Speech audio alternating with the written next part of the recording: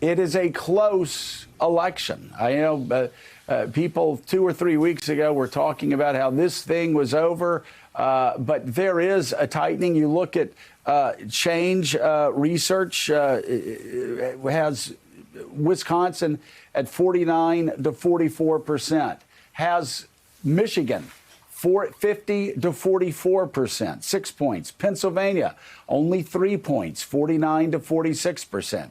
I'm still shocked that Pennsylvania is that close. I don't understand how it could be that close. Florida makes more sense, 49 to 46. I expect Arizona to stay tight, 49 to 47 Biden. North Carolina, this CNBC Change poll actually has Biden up by 1 point, but that's too close to call.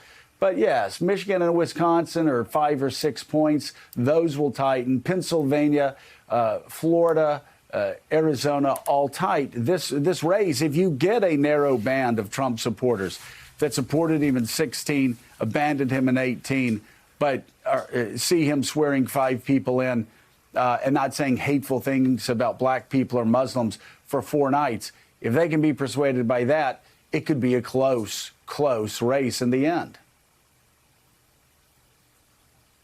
Joe, there's no doubt that it's going to tighten up, and it is tightening up. You'd expect that. Everyone would expect that who is in the business of politics.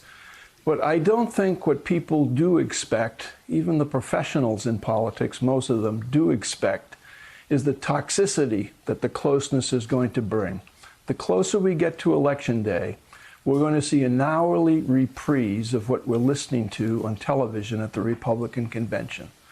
We're going to see a campaign based on fear and ambition on the president's people's part, and the ability to use that fear to manipulate votes. It's going to be immigration. It's going to be the wall. It's going to be black people coming to your neighborhood. It's going to be violence. It's going to be law and order. It's going to be very afraid, people, because Donald Trump is the only one who can protect your white America against what is going to happen if Joe Biden is elected president. I don't know that the country is up for this, but you'd better prepare for it. Joe, as you know, we've talked about it. I've been around a long time. I've seen the Wallace campaign. I've talked to George Wallace before he died. I've seen a guy that you helped push out of Congress, Newt Gingrich, instigate and implement the concept of it's not enough to defeat your opponent, you must demonize and destroy your opponent. And now, this is what we have, a national campaign based on fear on one side, Joe Biden on the other, and strap yourselves in, America. Yeah, you know, though, Willie, it's interesting. Donald Trump tried the caravan route in 2018. It certainly worked in Missouri against Claire, and she talked about hearing on the ground. We ought to talk to her and see what she has to say. But also, though, sending troops to the border, people lying about leprosy coming to the United States, plagues coming to the United States through these foreigners, through these foreign invaders, through this caravan. Fox News breathlessly saying the caravan is now south of Mexico City. The caravan. I mean, they continued, and Donald Trump continued.